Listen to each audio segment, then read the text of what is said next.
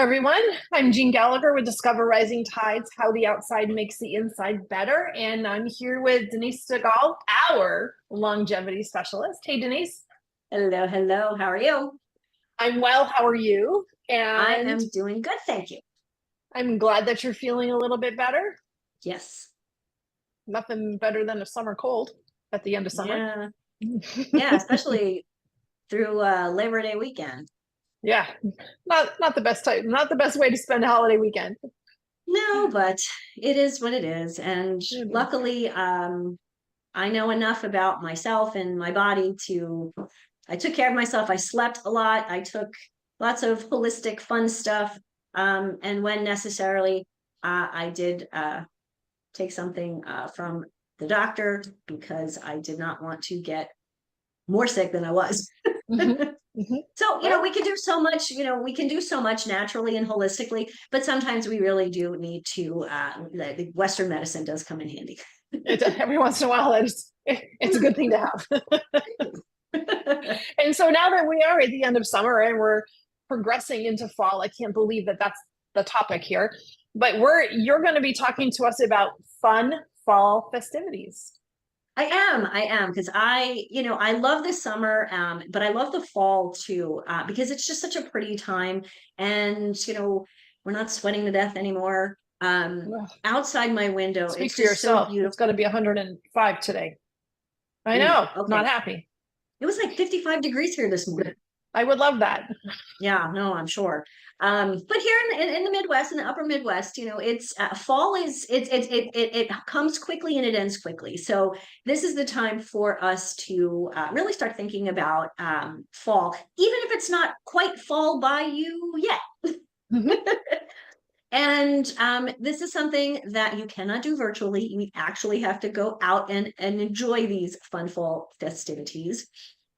And the first one I want to talk about is something that I love to do. So the apples are ready for picking. Mm. And this is such a fun time to, take an afternoon, whether it's afternoon or early evening during the week or on a weekend, is to go to one of the orchards. And I have one right here in my backyard. I have 4 apple trees that are staring at me going, okay, pick me. And it's just such a fun fall event. You don't do it very often. I do it once a year. And so it's something that, you can get together with your friends, with your family, and make it a true event. Apple picking is kind of funny because you can do it a couple of different ways. Sometimes we just kind of shake the tree, and sometimes they're up so high, that's the way to do it. But you can actually, get a little step stool and pick the apples. And it's just fun. How many times I've gotten up on the step stool and, fallen over. Not too, I haven't fallen too badly, but, just kind of, it's just something different. The one nice thing though, is what I've learned, while being on a step stool ladder, is core balance is key. So That we're is talking true. fall festivities, right? But we're also talking core health here. So apple picking is a lot of fun. Very often at the orchards, they'll have a market, they'll have fresh home baked goods, all sorts of kind of fun things that you can do. And more often than not, with apple picking comes the hay rides. We used to do that all the time when we were kids, and when my niece and nephew were little, some of the pictures are just a hoot. The little kid with the biggest pumpkin, those kinds of things. So I really think it's really fun to go to the orchards and to the local farms. One, you're doing something different. You're getting outside, but you're also supporting your local farmers, and that really promotes community. And I think that's really an important part of what we do here at Living Healthy List, and what I do with my clients, and truly with life. We want to enjoy, we want to be healthy. Why not get outside, bring this community together? So when was the last time you went out apple picking? Well, last year. It's not so depending on where I'm at. So right now I'm in California. The apple tree that's in our yard it's looking a little, it's not a big apple year, and it's nowhere near ready because it's 110 to 5 degrees here. But in Maine, where I was last week, the early season just started. I didn't get to go yet, but I go back in October, and I love the Maine apples. The different regions have different types of apples. They do. And I love the Maine apples, Cortland's and McIntosh, and there's a couple of others there that really call to me. So I'm looking forward to that when I head back the beginning of October. And I love the fact that you're talking about supporting community. And I think that that's really important. So supporting your local farms, whether that's in a farmer's market. And if apple picking isn't your gig, find the farmer's market where the apple orchards are and buy their apples. But supporting the community and supporting your local farmers is so, so important. I agree. So along with this, and I know we've talked about this before, is that seasonal produce kind of cooking. The tomatoes are in abundance at this stage. And I mean, to the point where I think I have 8 pots of tomatoes upstairs on my deck, and they're all just overloaded. So I said to my husband, I'm like, I could do this or I could do that. And we decided we were going to make salsa. We've never made salsa, but that's what we're going to do this coming weekend, is we're going to make salsa. And we both love it. So, why go to the store and buy salsa when I can make it fresh? It's going to taste better. It's not going to have any crappy ingredients in it or preservatives. So I'm really excited about that. And it's very simple. So definitely challenge people to, try something different, when you go to the farmer's market or to the orchard, find something that's fun, that's unique for you. Tomatoes are a great source. At the farmer's market here, I can buy a large box of seconds, the ones that aren't pretty, and then I peel them and make sauce. It's just a basic sauce, nothing fancy, but something that makes a nice base for other things, and then freeze it in little quart bags so it's already portioned out. And then I saw something really cool on the ground, and I don't know if it's good or not. However, I'm going to share it, even though it might be bad intel. So we'll find out. Yeah, right. So they didn't peel the tomatoes. They actually took the tomatoes raw, so they weren't even blanched to peel. They took them raw, took the core, just the stem, top of the stem out, stuck it in a Vitamix, so it really blended well.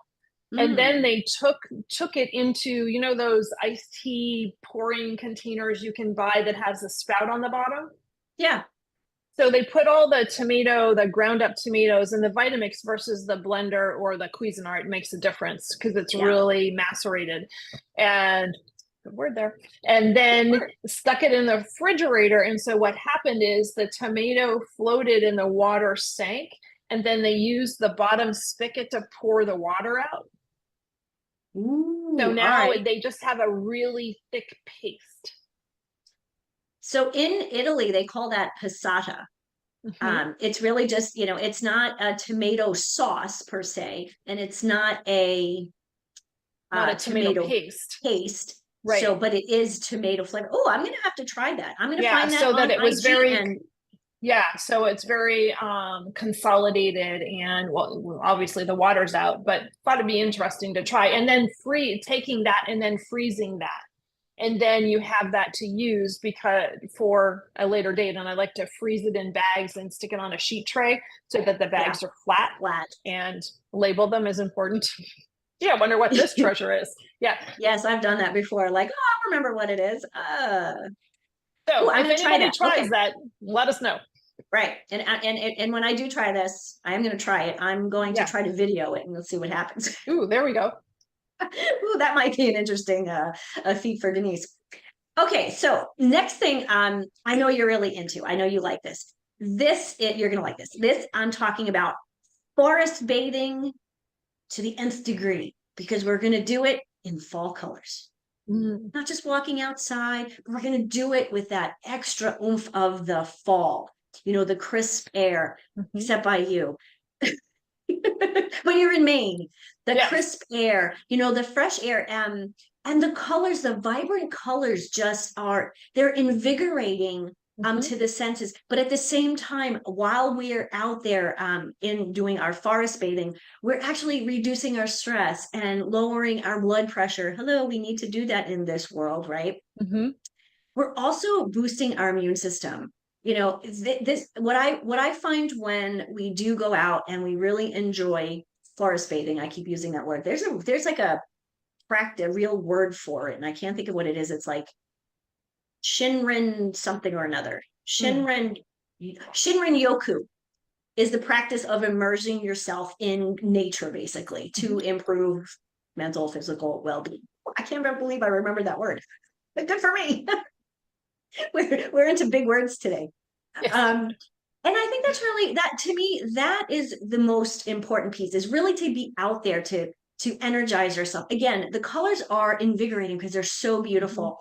And the crisp air, maybe not so crisp air, but just the fresh air. Key to doing this, even when you're with someone, is just to enjoy it quietly. Sure, you can have a little bit of a chit chat, but take the time to actually experience it. Let it kind of flow through you. I'm getting a little woo-woo, sorry. But I think that's an important piece. You know, yes, we can go out for a walk in nature, but if we're just blah, blah, blah, blah, blah the whole time, we're really missing the point and really missing that that energizing piece. And there is a different energy depending on the season. And in the fall, when the air is crisp, it smells different because you have the leaves that have fallen. You have that different smell, maybe less pine and less grass and more leaves and more fall, and it makes a difference. And one thing that I noticed, because I was in Maine for August, and being in Maine for me is that we're living in the Airstream while we're building, so our living room is the yard, and the yard is full of trees because it's just a small area that's been cleared. And so I am outside all day long, every day. And so when I come back to California, I noticed in the past few days, like, I'm feeling claustrophobic, and it's only because I'm indoors. I'm like, wow, what a difference that makes for me and my brain and my body to spend so much time outside in our living room, which, you know, we're sitting around the fire at night and we're sitting outside and I'm reading my book and I'm listening to the birds, and right now there's less birds, more crickets, because this is the seasons change, but I'm outside, and holy cow, what a difference. Yeah. So you're right. And people do need to spend and just be with it. Yeah, just be. So this third one I think is kind of fun. So September 16 and 17 is Harvest Moon. Okay. And I think it's really important to, one, know that that's happening. Because, you know, guess what? Once a month we have a full moon, but several times a year there are unique properties to the moon, to the full moon. And so September 16 and 17 is the harvest moon. So here's something fun. Why not go outside so you can see this beautiful harvest moon, you know, howl at the moon, if you will, and do a meditation or a yoga practice. Now, I know you have a standard yoga practice, and I think you do it in the morning. Yes, I do. Why not just bring it just for, you know, one of these 2 days? Just do something a little different. And it that's a great idea. You know, just a short practice. You know, maybe just a few poses, but a few poses under this harvest moon, and see how that will change the way you feel, the way you think. I mean, I'm getting tingly just thinking about it. Like, how amazing would that be to actually think about it ahead of time and plan to be outside under this harvest moon, this beautiful harvest moon. What a great idea. Move gently, breathe deeply. Okay, that's what I got for you today. Perfect. I did great suggestions, Denise. Thank you so much. So we're going apple picking, and we're going to support our community, and they might have donuts. That happens quite often. And then we can call donuts real food. And then forest bathing and harvest moon experiencing. Thank you, Denise. You're welcome. Thank you, Jeanne. Happy fall. Happy fall.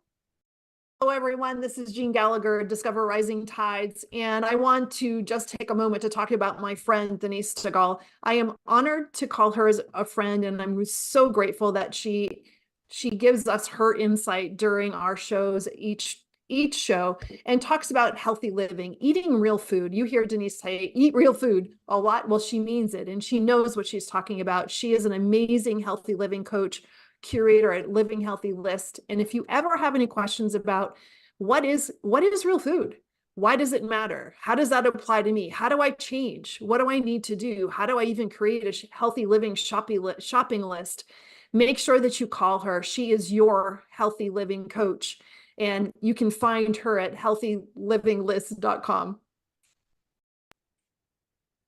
Hello, everyone, and welcome. My name is Jeanne Gallagher, and this is Discover Rising Tides, How the Outside Makes the Inside Better. I'm welcome to have you here, and I'm excited to introduce our guest today, Catryn Becker. Hey, Catryn, how are you? Hi, it's so great to be here. I'm glad to have you. And so Catryn is a people optimization specialist, and we're going to find out what that is. And before we dive in, give us a little bit of your bio, and then we'll start seeing where this takes us. Well, absolutely. So we can start with the title, because if we kind of roll that backwards, it kind of makes sense. So people optimization specialist is a name I made up because I wasn't finding a suitable existing name that I felt represent what I am and who I do with my company called Optimize We. And it makes sense if you realize that my background was in engineering. So it's all about optimization. It's all about figuring out how things work, how to make them better, kind of what is the understanding behind it. It's very logical based rather than being so analytical based. At least that's my experience as being an engineer. But I went into engineering because I wanted to make the world a better place. I always felt that from a very young age, that there were things that just didn't make sense to me. Like, why do we do things this way? I don't understand. It seems like there's a better way. So I went into engineering to do that. And it's like, well, if I want to make the world a better place, I could start with the world that we live in. That seems like a pretty good start. So I did that for 20 years. And as I got further and further up the corporate ladder, which is kind of how we're all designed to operate, is right. You want to get that next promotion, the next promotion.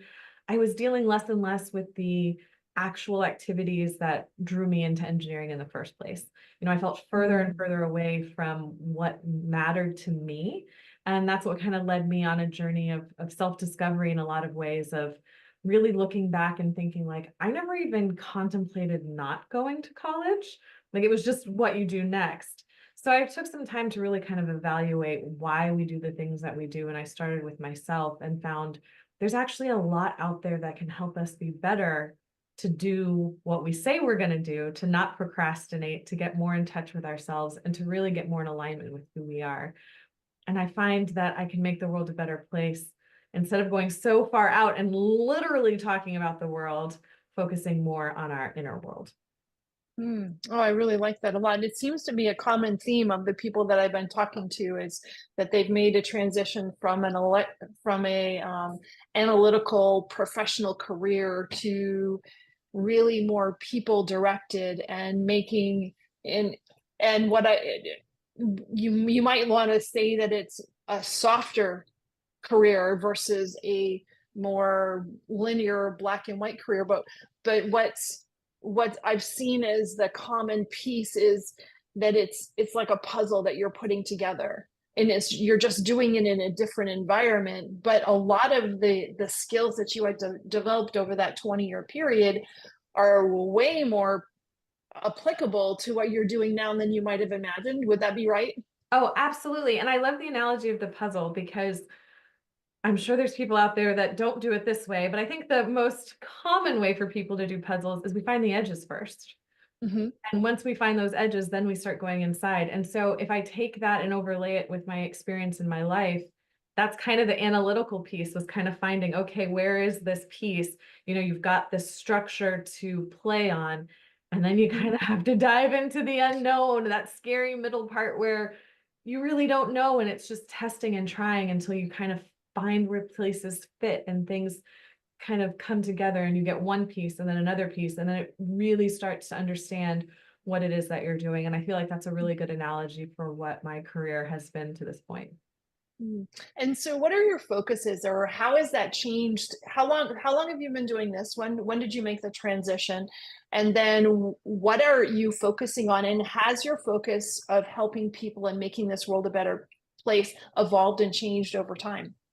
Of course, it's evolved and changed over time. I'm a huge proponent of the amount of change that we are willing to embrace is going to be the same degree of our success, because it's all about change and it's all about embracing it and welcoming it rather than fighting against it. So for me, it started in about 2016. I had my first child in 2012 and my second in 2014. And it came a moment of just like, what am I doing? You know, I had a 2-year-old and a 4-year-old. I was working full time. My husband was working full time. And it was just this moment of utter stress and burnout all the time. I didn't like who I was becoming. I didn't like Mm. that I was yelling. It felt like all the time, you know, just felt like nothing was going into plan, at least the plan in my head, you know, very little patience. So that's when I started to really kind of dive into more of the self-help, more alternative, just really opening my mind into other things that were possible. And so thank goodness I had been doing that, because when COVID happened, you know, COVID was such a, you know, pivotal moment for the world. I mean, we can Mhm. all think of exactly, you know, how that affected us. And even though as we're recording this in 2024, it seems like yesterday, not just 4 years ago in Isn't so many it's so aspects. outrageous that it was that long ago. Right, time is so weird. You know, it's such a It weird is. thing. That's a whole separate topic. But COVID was really that kind of pivotal moment of, what am I doing? It could all end tomorrow. Is this really how I want to be spending my time? And Mhm. that's when I started to really think like, okay, I want to be doing things differently. I want to explore different options for business. And so I spent that 2020 really seeking other things. I mean, thank goodness everything went online. It was so easy to Mhm. learn about different methodologies and modalities and techniques and all sorts of different things. And I was using it for myself. And then like, oh my gosh, this is helping me so much. I bet I could help other people too. So I really took a very concerted effort in becoming a certified life coach. Um, and that's what I started with. And that was in 2021 when I left my full-time job and decided to go out and spread my little entrepreneurial wings and figure it That's out. And not for the faint of heart. yeah, bless us all. It is not. It is not. And you know, I love the analogy of, you know, the butterfly and the, you know, going from the caterpillar to the cocoon to the butterfly. And we think about that in such a like fast-paced time. But when you've actually seen a butterfly come out of the cocoon, it doesn't immediately fly. Like Mhm. it still has to unfurl its wings, you know, it still has to get blood pumping to them. I think they've got blood. Butterflies have Yeah, or something. their version of blood, whatever that is. I'm sure there's some etymologist somewhere being like, oh my gosh. But neither here nor there. So I feel like those first couple of years was that time of, you know, really kind of figuring it out, because I had never been an entrepreneur before. You know, Mhm. I have a master's degree, I have an MBA, but theory is one thing. Actually Mhm. doing it and putting into practice is completely another. So there was a lot of stumbling. There was a lot of trying things and being like, "Ugh, this isn't quite right," and then trying something new. But I think the real power is not stopping, Mhm. is not ever thinking a failure has anything to do with me. It's Mm. just something that happened. It's an event. It's not an emotion.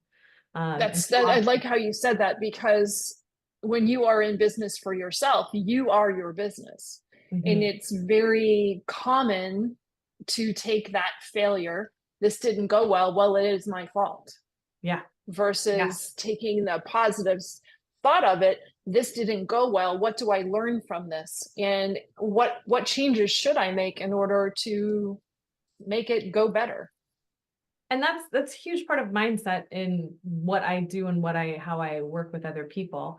So, I've tried different partnerships. I've tried different, individual coaching programs and group coaching programs, and just figuring out what I liked best.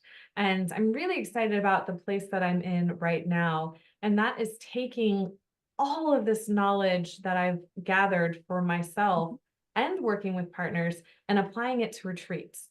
Especially it seems like people want to be back together. Doing individual coaching or group coaching on Zooms isn't quite cutting it for people anymore. So I'm really thrilled to be offering these retreats. And I love that I get the opportunity, because I've met so many people through networking over the last 4 years that I know some amazing coaches and healers. And so I'm reaching out to them. It's like, hey, do you want to host a retreat together? And so it's partnering with them to host a retreat where we're each getting to bring all of the things that make us wonderful and unique and pour into these group of people.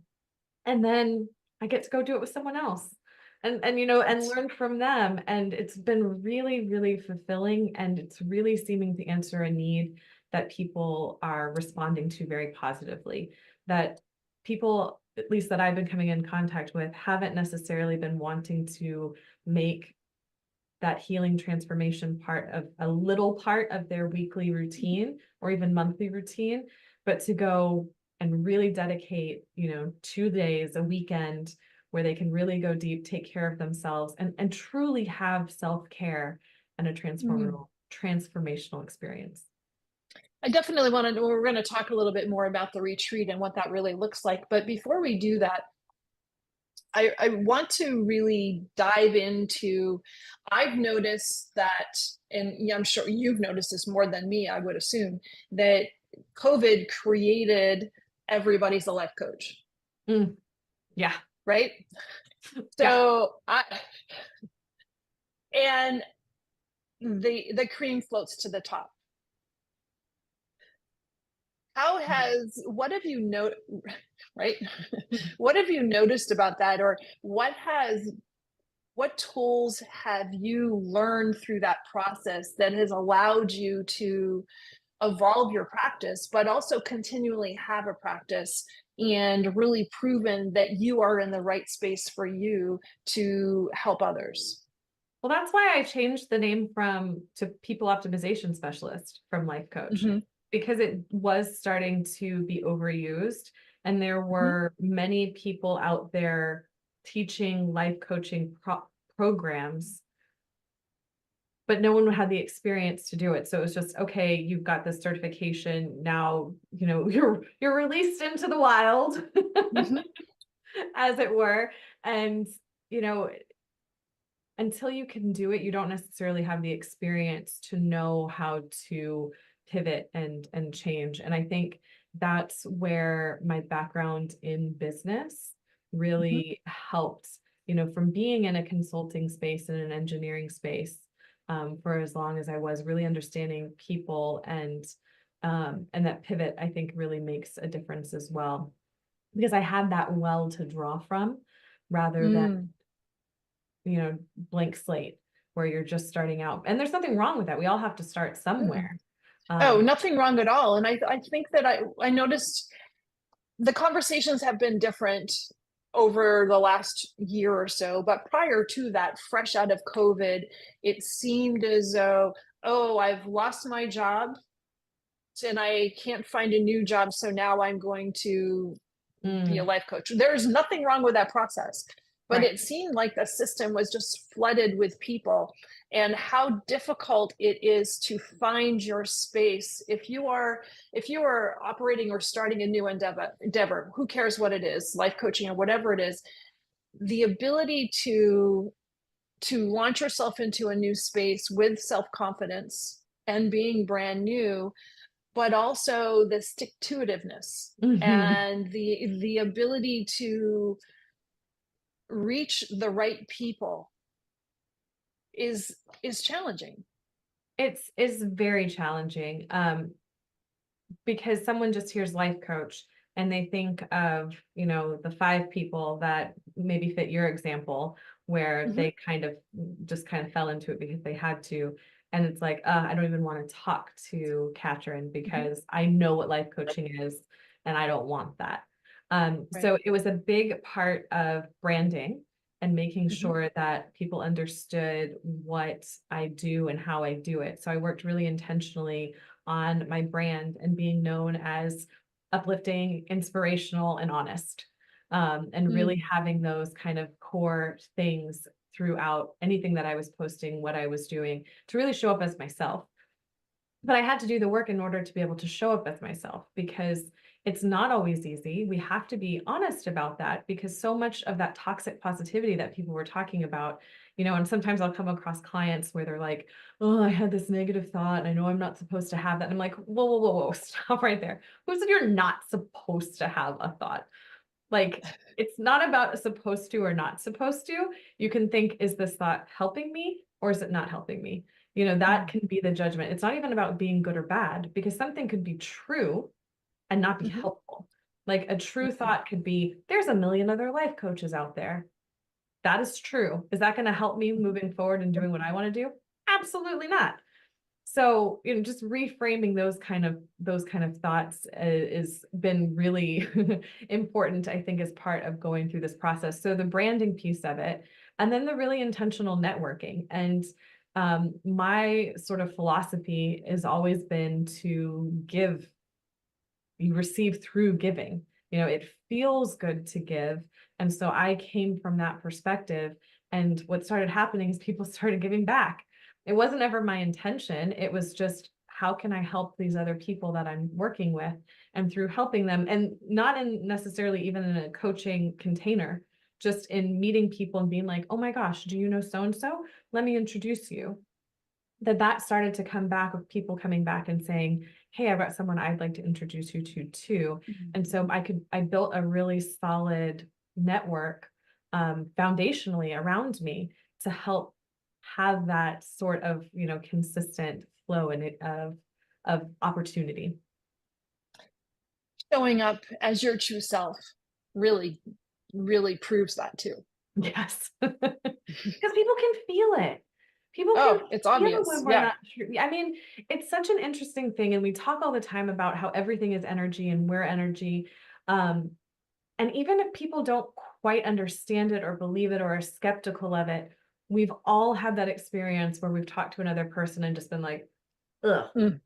something's not quite right. Can't put my finger on it. Don't know what it is, but like, I don't want to be around that person. And of course, the converse is true, where we meet someone, we're like, oh my God, they were amazing. Like, I just want to Mhm. like be in their energy and in their space.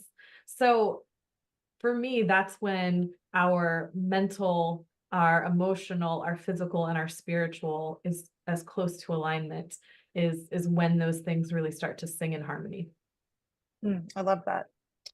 So what's your typical client, or when people are reaching out to you, what are they reaching out for? And then we'll I get into the retreat part, because I really want to talk about yes. that. I primarily serve women, you know, coming from Mhm. engineering in a really male dominated field. It's just more on my heart and spirit to serve women, because I can Mhm. see how the way the world is set up isn't necessarily for us. Mhm. You know, I think there's so many times where as women we're experiencing something and we just adapt to the situation. And then I think, a man designed this. Like a bra, or like, you know, restrooms at public events only having like 3 stalls in the women's restroom. A woman didn't design that, a man did. Right. So there's so many examples all over our world of where we have adapted to fit in rather than Mhm. it just being allowed to be. So Mhm. that's who I really feel called to serve. And one of the things that I really shine at is being able to convert regret into wisdom. Mm. We walk around with so much regret of things that we did or didn't do, things that we said or didn't say.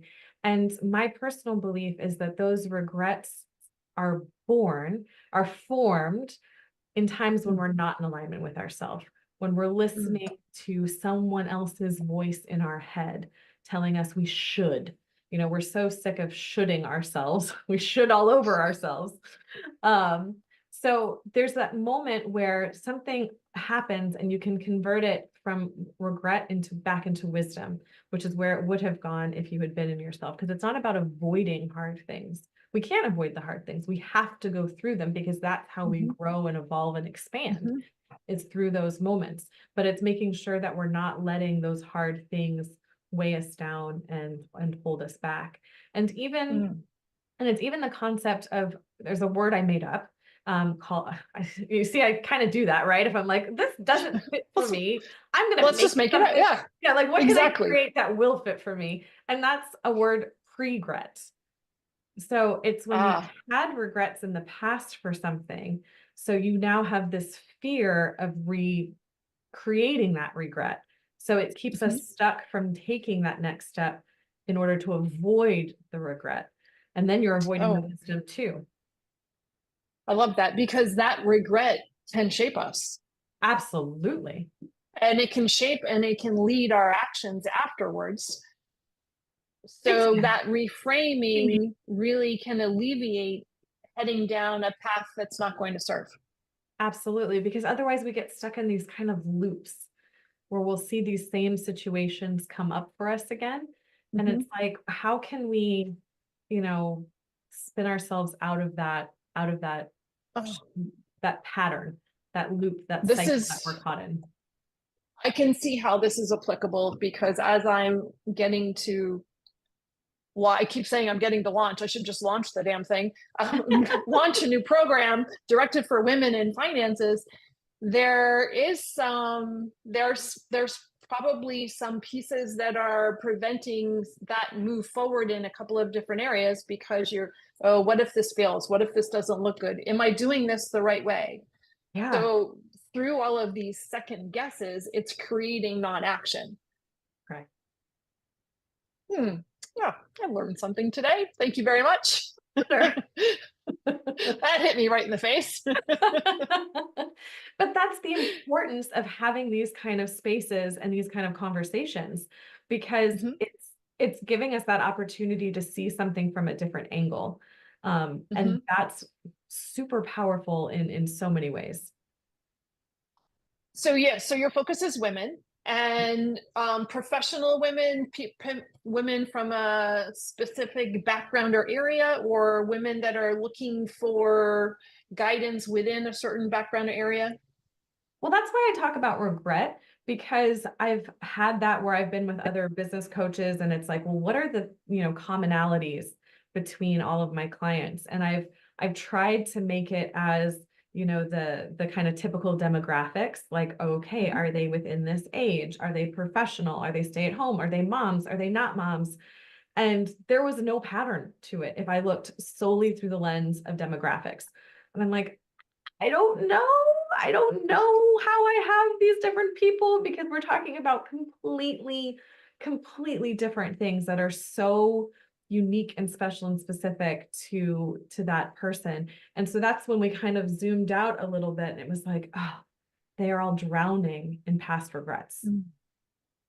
This is the commonality that they all serve. So whatever is their special, combination of events that created the regret, that's completely irrelevant. It's being mired down in that regret, where they're just like, oh, every try to step forward is such a struggle, and it doesn't have to be. And why the retreat format, and how is that working for you, and what led you to that? I know we touched on it a little bit, but I think I want to get into it further. It's something that's always been on my heart to do. It's been on my heart for a couple of years now to do a retreat.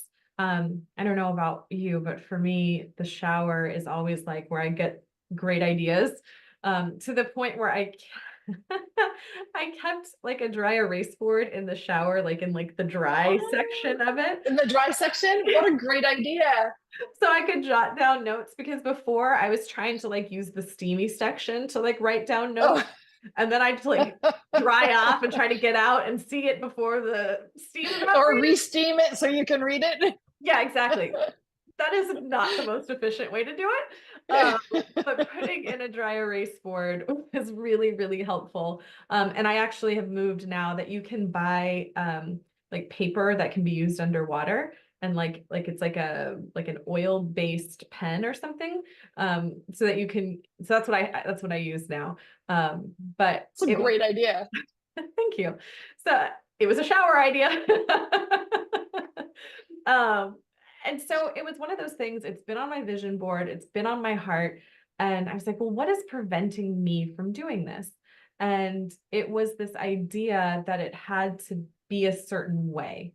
And that's what I help my clients with is like, well, does it have to be this way? Like, let's step back and use our imagination and see what are other ways that it could work.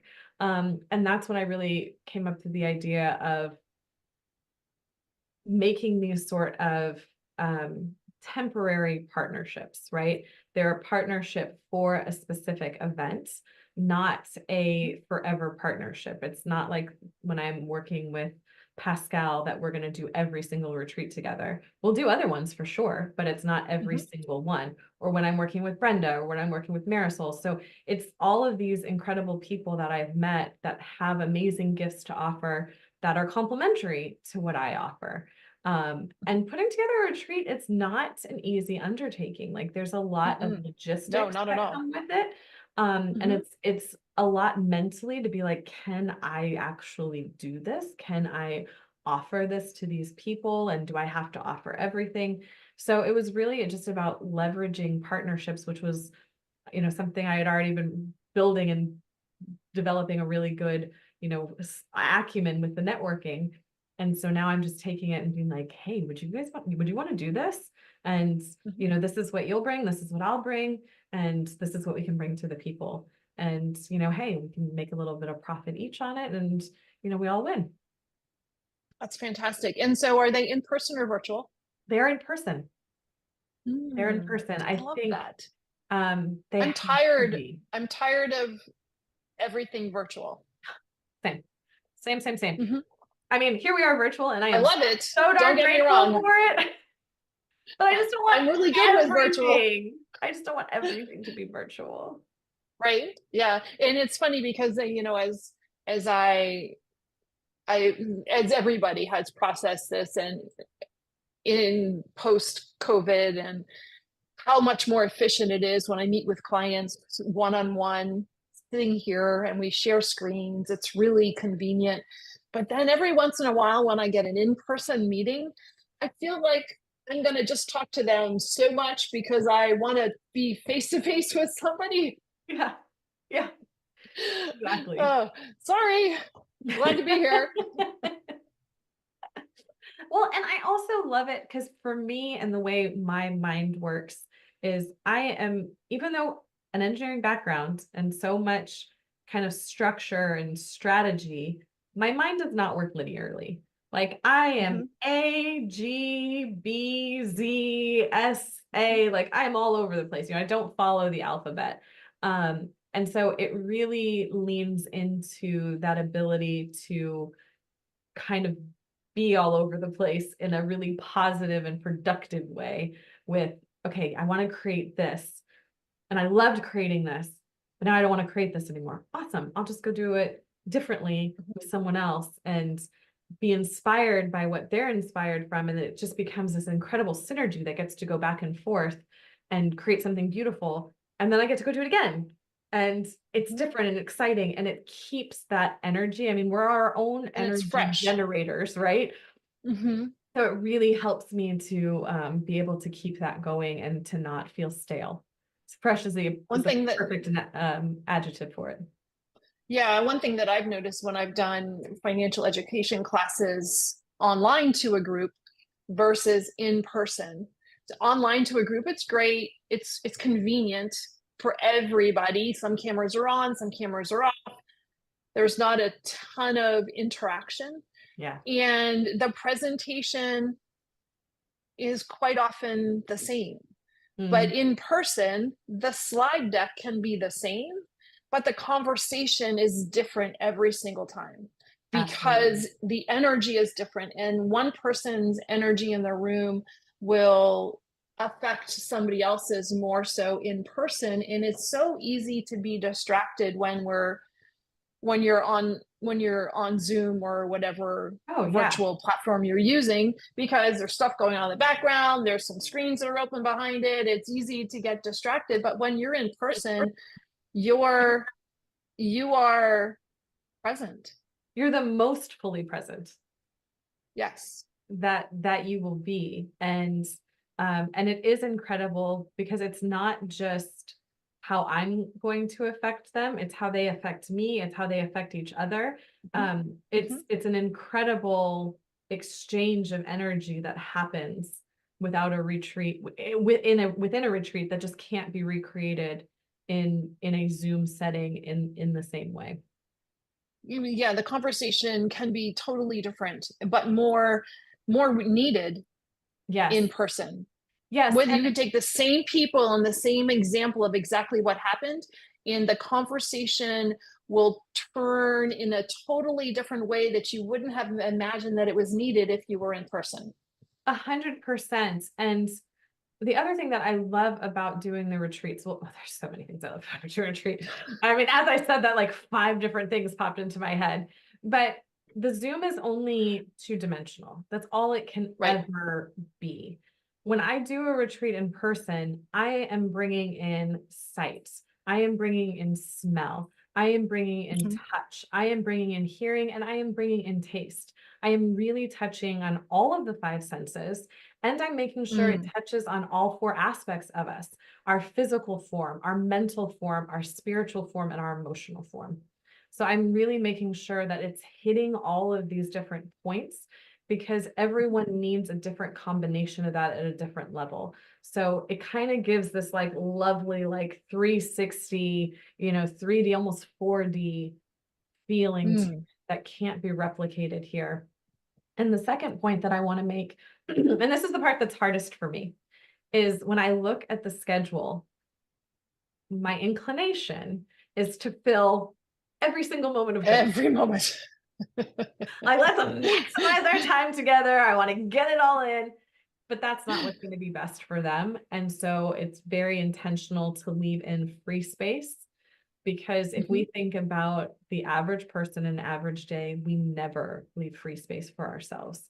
Whether it's picking up your phone, scrolling through social media, even if it's just playing a game on your phone, because we all need that kind of, separation download piece.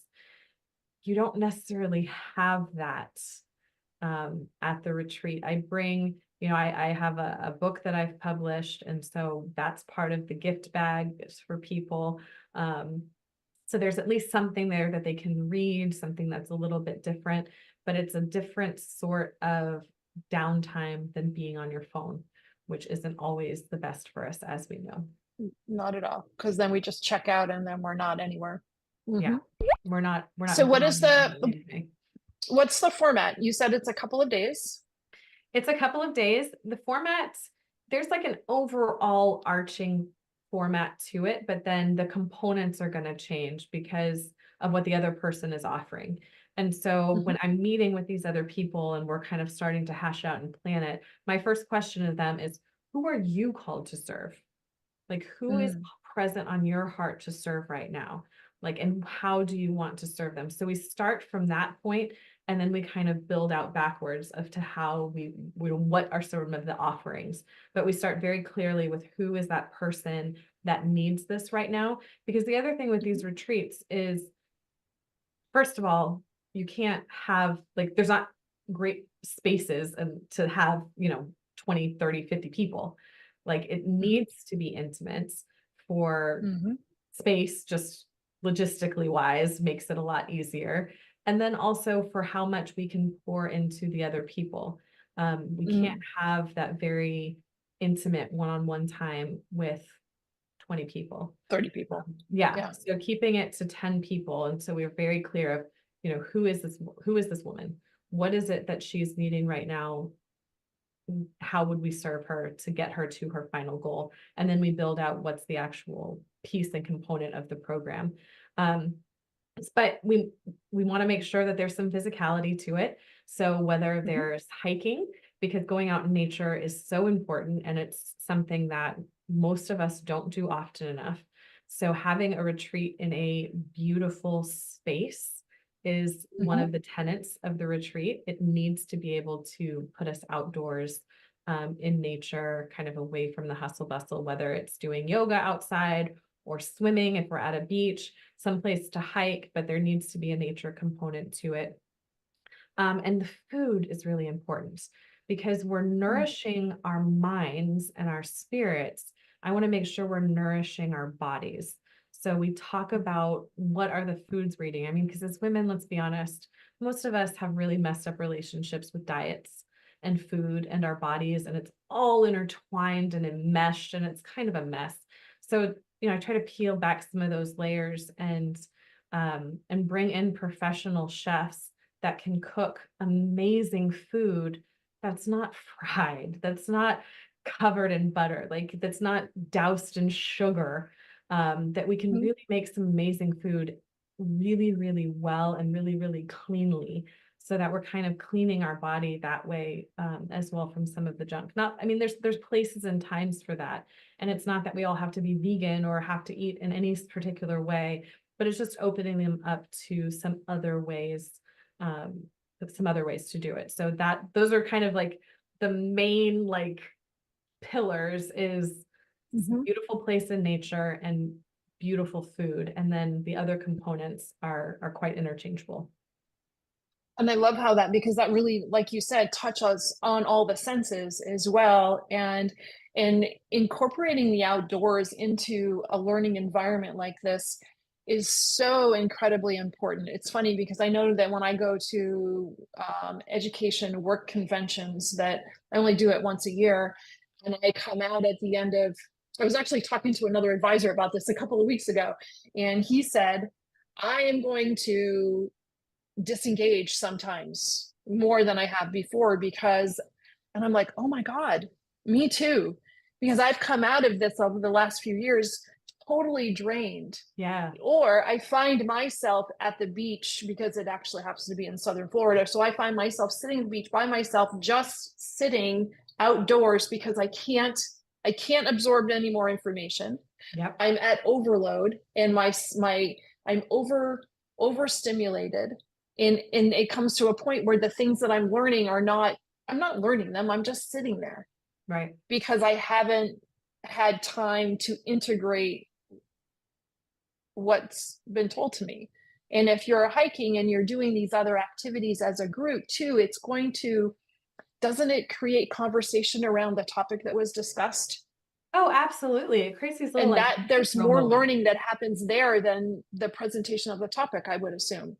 Absolutely. That assimilation. Like, it's the best because it requires the least from me. Yeah. Like, it's already here. Nature's already outside our front door, and it's just waiting for us to explore it. And just taking, and sometimes I even tell them, like, don't feel like you have to talk to people.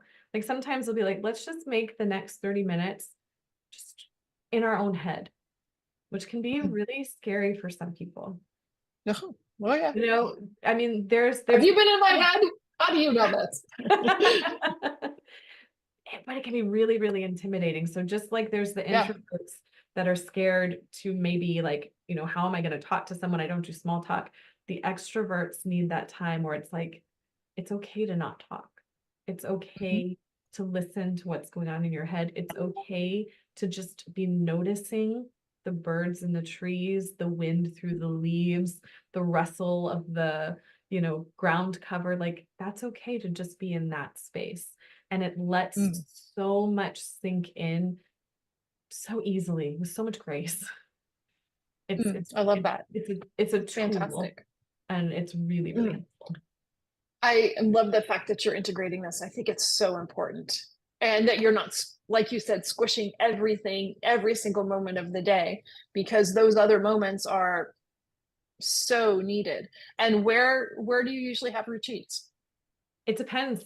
So it's wherever the people are that I'm partnering with. So I've got one coming out in a few weeks that will be in Galveston, Texas, which is just south of Houston. Then another one will be later in November that is up in Canada outside of Toronto.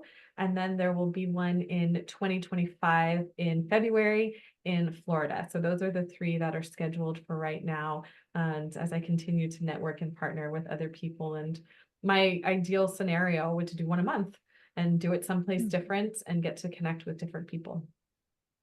That's fantastic. So Catryn, where do people find you? They can go to the website, which is optimizewe.com. And the Optimized We, people ask me about that name and where does it come from? And I think it's so easy for us to only think about the work that we're doing internally, but it's really this paradox or duality of that, we have to go in to do the work, but that's how we help connect to other people. So when we can optimize me, we can optimize we. Oh, fantastic. Such a pleasure talking with you. You as well. I really enjoyed this.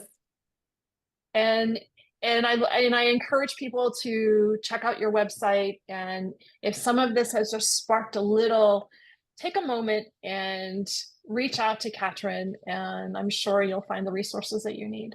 So thank you so much for being with us today. My pleasure. Happy to be here. Thank you so much for listening today. Today's show was sponsored by Seaside Solutions, my financial services company. As a business owner, it's easy to be pulled in many different directions, and often taking care of yourself plummets to the bottom of the list. For me, I find myself outside to reground.